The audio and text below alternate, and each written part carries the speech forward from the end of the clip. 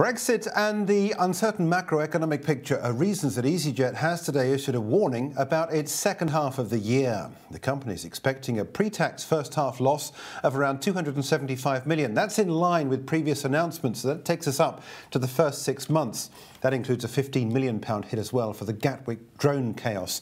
But it says the second half of the year is a lot more uncertain, with increasing softness in ticket demand in the UK and across Europe. You can see quite clearly from the chart as to what's happened on this daily candle chart here. We've got this big gap that's opened up on the right-hand side, and we've challenged this line of support at £10.39.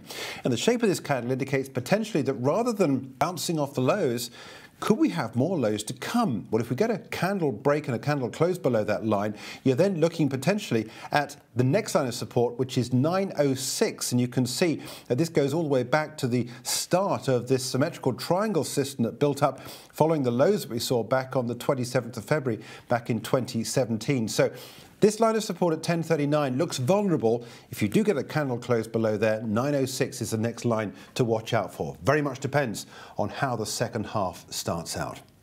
For more videos from us here at IGTV, join us on Twitter at IGTV and also subscribe to our YouTube channel.